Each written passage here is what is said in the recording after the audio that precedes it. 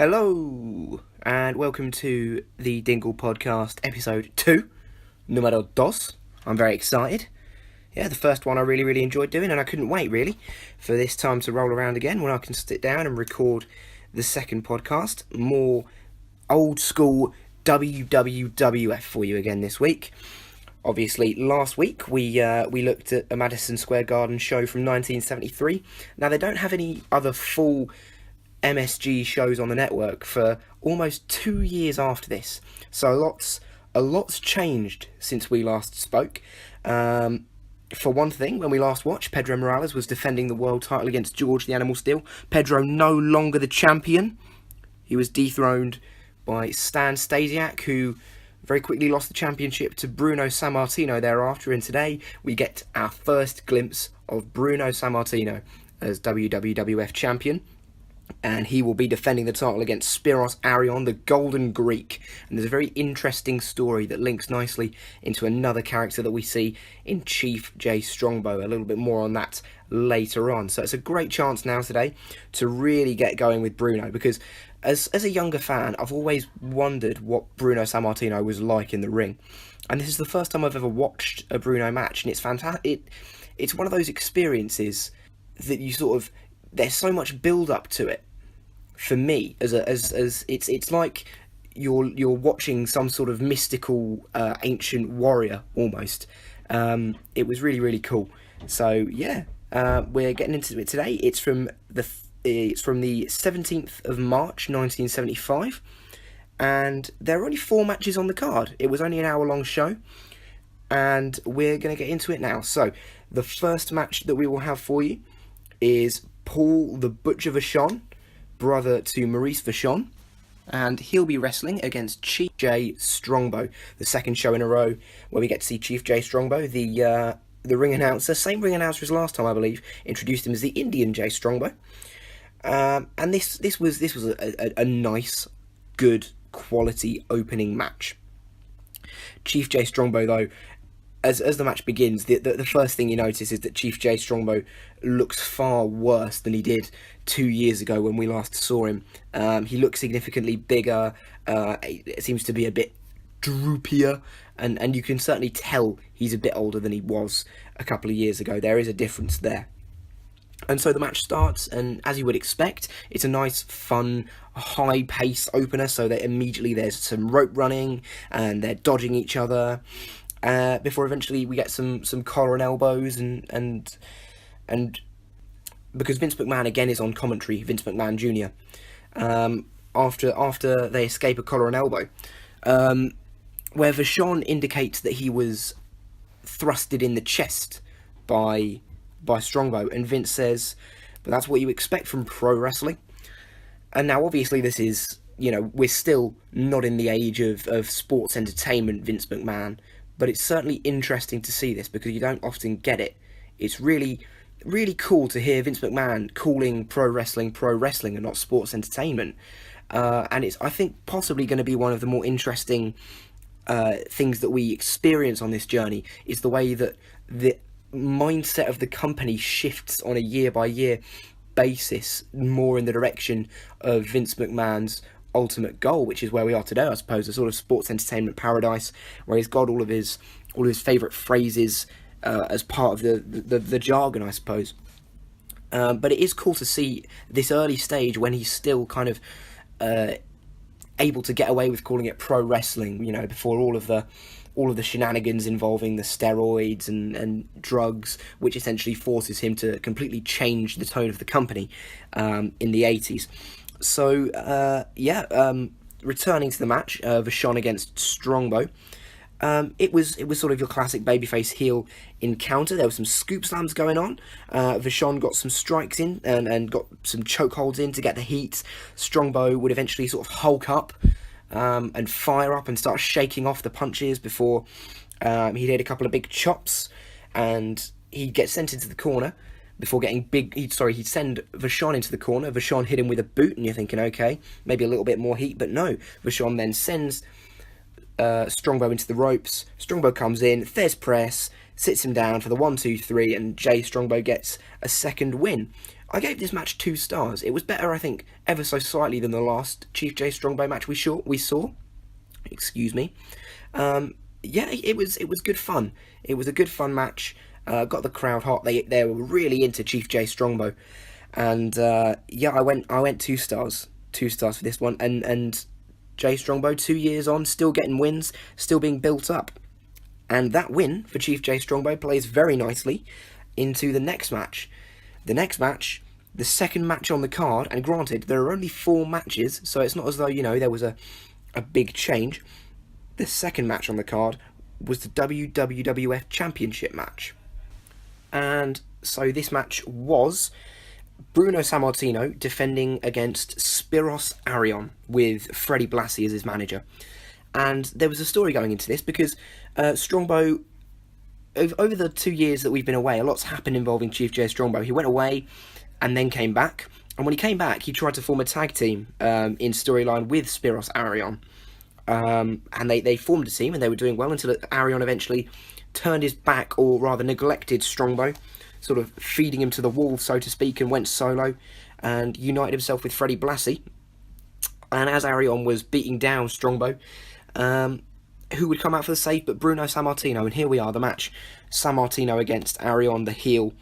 And yeah, so a nice little story linking Strongbow into this theme now. We've seen him on 2 shows, and the fact that he's still involved deeply in the product 2 years on from our last sight of him is really something quite cool, and isn't always necessarily something we see nowadays, because there's so much talent on the roster, you can't necessarily push everyone at once. Here you're still getting the same guys hanging around near the top of the card for a little while as sort of gatekeepers. And so this was the match, Sammartino against Arion. Arion, the rising star, challenging for Bruno's championship. And it was good fun to watch. It was my first actual sight of Freddie Blassie as well. So the match begins, and it was a hot start by Spiros Arion before the bell. Tries to beat down Bruno, but Bruno powers back up after the bell rings, and gets a little flurry in and a scoop slam for a near fall. And one thing I noticed is, as Bruno comes to the ring, there's a bit of an ovation, but it's more sort of waving the Italian flags. Of course, Bruno, so popular in New York, largely because of the Italian influence and the Italian population within New York. It made him a huge favourite, and in a similar way to Pedro Morales flying the Puerto Rico flag on the way to the ring. The same thing we're seeing here with Bruno and the Italian flag. Anyway, the point is, the actual pop that Bruno got when he came out wasn't that big, but when he starts getting his offense in, the place is going mental.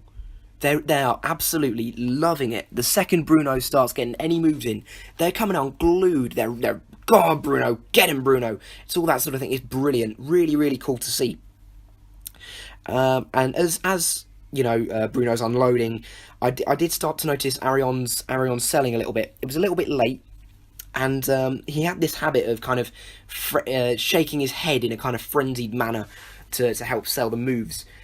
It really turned me off. It took me out of it a little bit, to be quite honest. And that's nothing against Arion. He did well in this match. I thought he was pretty good, but yeah, the selling did annoy me a little bit. Anyway, Arion eventually gets the heat after trading a few strikes, and then Vince informs us that this match was an anything goes Texas death match, which is strange because there were no foreign objects, there was no cheating. It was just a straight match, although it does play into the finish a little bit. We'll get to that in just a second. But there really wasn't. It was more of just a regular sanctioned match. They didn't play into that gimmick so much. But then again, maybe I'm thinking there too much with my modern fan. You think of a death match, you think of crazy spots and extreme things and foreign objects flying left, right and centre. That's probably not quite so common at this point. And so there's a big uppercut from Arion, and that gets him a near fall before eventually getting the heat again.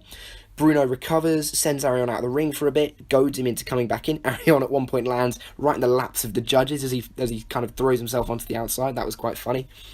And then Arion eventually, off a distraction, gets a low blow to get more heat in. Doesn't actually go for a near fall, which surprised me a little bit. I thought that would have been a good opportunity to go for a near fall. And the match progresses nicely.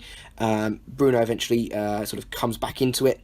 And yeah, I think it was Arion again. The amount of times I've noticed that comebacks get cut off, it is kind of, the same match structure repeated over and over a little bit. And I suppose that is a symptom of the times, but when it's comeback, cut off, heat for a second, or for 2 minutes, comeback, cut off, heat, etc., until it's basically time to take it home. It can get a little bit tedious sometimes, but there's a moment in there when Arion's got the heat back and he's got a camel clutch in. And Vince McMahon, bless him, you can tell he's new to this, can't you? Because he calls it a Boston Crab. No, no, no, no, no, no, no. That it is not, Vinny. It's even more ironic when you consider that the Iron Sheik is going to be the world champion in a couple of years. And so Bruno's able to escape that fairly easily. And a couple of hip tosses, a big scoop slam for a near fall. He sends Arion into the ropes, hits him with a big boot. Then a scoop slam, a second one, and pins Arion with it. Arion gets his foot on the ropes at the 2 count, but the referee ignores it. And I like that because it keeps it strong. It keeps Arion strong, I apologise. And I've already checked. The next show is a 2-hour show, and it's a bit of a wacky show, but there is also another death match, or an anything goes match between Bruno and Arion in a big rematch.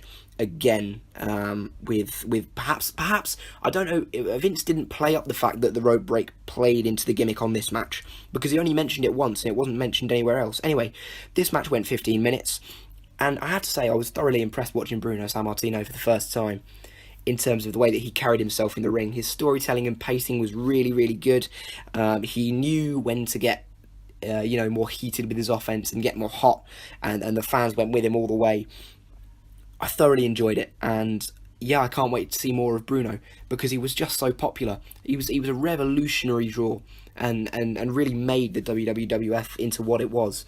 And yeah, I gave this match 2.5 stars, which gives it, I believe that makes it the highest rated show, or the highest rated match I've reviewed yet, and I think it deserves it. It was a really good match, and yeah, seeing Bruno sort of doing what he does was thoroughly entertaining. And I can't wait until the next show to see that rematch, because something tells me it might actually be quite good. Although I have to say, I was really surprised that the Bruno match didn't main event the show.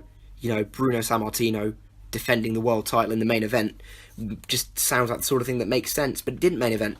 It was the second match in a 4-match card. I'm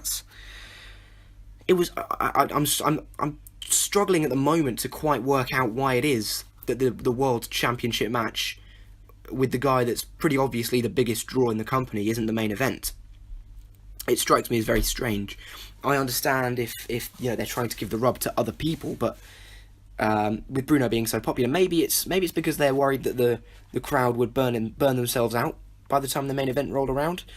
But they don't seem to have much faith in putting the match on last. For some reason, there's a feeling of kind of, we don't necessarily trust the fans to go with us on this. So that takes some getting used to, because I'm so used to seeing, obviously, either the WWE title or the Universal or the World title, whatever major championship it is, main eventing shows.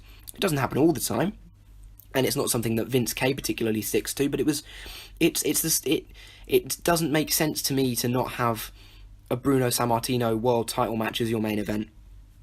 But anyway, we'll come on to what was the main event very shortly. But the next match was my favourite match from a technical standpoint on the show. And granted, I only have four matches to pick from, but this was really, really good in a lot of ways. It was Killer Kowalski with the Grand Wizard at ringside, taking on Victor Rivera. Victor Rivera, who we saw last time against Black Gordman in what I thought was match of the night. And again, he did really, really nicely here.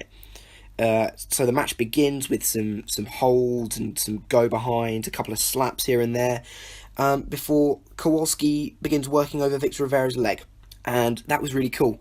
I don't know if I necessarily expected to start seeing people working over legs in the 1970s slam bang Western style WWWF, But yeah, Killer Kowalski working over the leg of Victor Rivera was really cool. And funnily enough, I'd never seen a Killer Kowalski match either. And this is only 2 years before he officially retires. But you wouldn't know it from the way that he worked this match. He was phenomenal. I mean, Victor Rivera was good, but Killer Kowalski was absolutely awesome in this match. Everything he did looked mean, and you wouldn't want to mess with him. But at the same time, when the time came for Victor to get his comebacks in and get his big moves in, he was throwing himself around, selling like crazy, and the fans were buying the sales as well. You could hear, sometimes there was a moment that I'll come to where the fans audibly went, "Ooh," as if to say, that must have been a big move. So, yeah, he continues to work over Rivera's leg.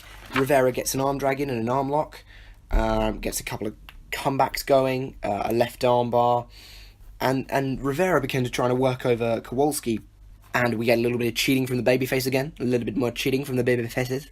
Rivera goes to the ears of Killer Kowalski, so Kowalski just goes ahead and rakes his eyes. He then sends Rivera into the corner, and Rivera then hits a little kick to sort of send Kowalski back into the centre of the ring. And as he does this, he then runs and just kicks Kowalski. It's not like a running drop kick. It's not a particularly big kick, but he kicks Kowalski. And this was the moment. Kowalski just kind of took 2 steps as though he legitimately stumbled, and then threw himself headfirst into the turnbuckle. And it looked really, really cool. And you could hear the fans actively, really genuinely buy it. So I really enjoyed that moment. And as Rivera's, unloading, he hits a really big punch to the face, and Kowalski really sells it well. It's a very good sell for them from this. I think it was an uppercut from Rivera. Rivera rams the head of Kowalski into the ground, gets a sleeper on. Kowalski is able to get out, but gets himself trapped in the ropes. The classic arms trapped in the rope spot. The old Andre the Giant thing. Rivera hits a spear and a forearm. But Kowalski eventually gets himself out, and we see a little striking battle. Rivera looks like he's getting the upper hand. No, that's the word. Better hand? No, upper hand. Upper. And Rivera's winning this striking battle. And so Kowalski, he's selling it really well, just decides to start biting at Rivera. And then Rivera bites him back. And then Kowalski returns the favour a second time. And then he gets disqualified. So Kowalski bites Rivera. And then Rivera bites Kowalski. And then Kowalski bites Rivera again. And then the referee calls for the bell and disqualifies Kowalski. But Rivera was biting him as well! That was a silly finish. It was a silly finish to a very good match. And that's the reason I've only given it 2 stars. If it wasn't for a silly finish, or if maybe just Rivera hadn't bitten Kowalski, then I would have probably gone 3 stars. But the silly finish, really pissed me off. Really pissed me off, to be quite honest. So I've gone 2 stars for this match. But as I say, really, really impressed with both guys. Killer Kowalski, I had no idea. I might go back and try to find some of his older stuff as well, to see what he was like maybe when he was a little bit more athletic, because at this point I think he would have been in his mid to late 40s, and he's really putting in a showing like that. Easily the best solo performance out of any of the guys on the card tonight. And it really makes you understand, I think, why these guys were a bigger deal to the actual wrestlers themselves, because Kowalski isn't necessarily to fans the biggest deal in the world, at least to casual fans. But you go back and you watch some of this stuff and you understand why it was that he was more of a trailblazer. And Victor Rivera, 2 weeks in a row, he's had, for my money, he's been involved in the best match from a work rate standpoint.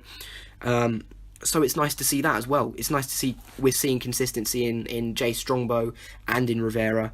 Very much enjoyed it. And so, with that in the books, we come to the final match of the evening.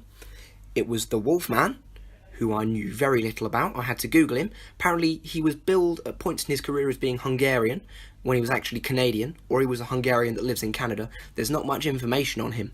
Against Ivan Putski, the first fully Polish wrestler in WWE, WWF, WWWF, whatever you want to call it. And this was the main event. And this did surprise me. And Vince said that it was Ivan Putski's debut. I don't know if he meant in Madison Square Garden or in the promotion in general, because I was searching up Ivan Putski a little bit, and it said that his debut in the WWWF was in 74, and obviously this is 75, so whether or not the page got it wrong and this is his debut, or whether or not Vince just meant the Madison Square Garden debut, we don't know. Or maybe he just worked some untelevised stuff for the company before that. That's probably the most likely. Anyway, so it was Ivan Putski against the Wolfman, and if you haven't seen Ivan Putski, he's a strange guy to describe. He's sort of like, he's about 6'3". He's a tall guy, and he is so dense.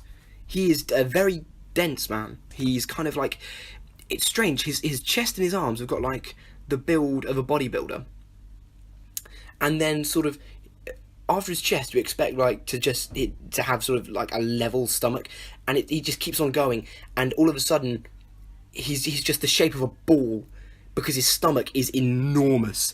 The guy's, I cannot describe how big. I don't know how he fit into his trunks. His trunks are teeny tiny little black things. I don't know how he got into them, because there's just so much humanity trying to get. It's really quite funny to see this guy with the biggest beer belly you've ever seen in your life, and these great big thick arms trying to get into this tiny pair of wrestling trunks. It's not really working, and the Wolfman just looked like a hobo. I understand it was probably part of his gimmick to look a bit savage and whatever, but he just looked like a hobo. He had long hair covering his face, a big beard. He was skinny, tall but skinny, and had kind of Tarzan shorts on. I can't remember if he had boots. I think he had boots on. I don't think he was wrestling barefoot. But yeah, Ivan Putski comes out, and he's immediately got this presence, you know. Maybe a good guy to say that he reminds me of is a little bit like Otis Dozovich, build-wise. He's quite a bit like Otis Dozovich, but a bit more defined than Otis is, and a little bit trimmer on the arms. It's really it's hard to describe exactly what Putski looks like without actually just googling him and looking him up. Anyway, this match went about 6.5 minutes, and so it immediately begins, and the fans are kind of easy come, easy go on Putski. And as the match begins, Wolfman gets the advantage early, gets some heat in, gets a choke hold, and Putski goes for some headbutts, but the Wolfman counters. And then they start trading bites. What is the obsession with biting? And the babyface doing it as well. It's starting to really confuse me, because I don't understand why the babyfaces who are supposed to be the good guys are biting and not getting any heat for it. It's starting to, really, really confuse me, this whole biting phenomenon. Maybe, if you're invested enough in the characters, then the biting to the bad guys is fine, but the crowd really didn't quite know who either of these two guys were. The reaction to both of them when they were being introduced by the announcer was pretty indifferent. Not by the end of the match, though, because when Ivan fires up, he fires up big time. He escapes. He starts getting some strikes in after he gets out of some axe handle. Not axe handle. He hits an axe handle after getting out of a waistlock, and then it begins, because gets the guy in a powerbomb position, or no, in a front face lock. Apologies. Gets him in a front face lock, and then just starts absolutely clobbering down on the back of this guy's head and neck, just over and over. Really unsafe. I wouldn't have been surprised if Wolfman got a concussion off one or two of those shots, because they were really stiff, proper big clobbering hammers to the back of right on the back of the neck as well. There was one in particular really didn't look nice. But because Putski's doing them with such fire and ferocity, and because he's such a big, thick guy doing it, the crowd are they come unglued for that.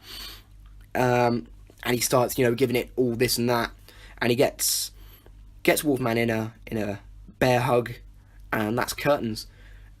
Match ends. Wolfman passes out, I think was the official call, but Wolfman kind of half does a pass out sell, half doesn't, and the ref calls off the match, but the bell doesn't ring. So Putski's kept it in, even though the ref's trying to get him off. because the bell hasn't rung and Vince doesn't know if the match is over or not. It's quite a silly finish. I went a star and a half for this match because Putski is quite, while he's establishing himself as a star here, and he really was, and you could tell they wanted to go in hard on him. There was a lot of clumsiness, and those shots to the back of the head during his comeback were really dangerous. So I couldn't really go any higher than a star and a half. And after the match, Putski celebrates with a beer, and Vince notes he does love a beer, does Putski. Look at the size of his beer belly. And it was a big old beer belly. And he starts doing the old Hulk Hogan, can I hear you in each side of the ring, all that stuff, all that, good fun and games with the crowd. You could tell he was loving being in the main event. And putting a guy like Ivan Putski in the main event, I mean, I don't know what's to come in the future. I haven't checked out much beyond what's on the next show. But it really suggests that they considered going in hard with Ivan Putski, because he did have some pretty natural charisma about him, and he had a very, very likeable sort of demeanour after the match finished. And he gets on the mic, and I believe he shouts something like "Viva Polska." Oh no, Polish Power. I apologise. He shouts Polish Power down the announcer's microphone as it drops down from the heavens.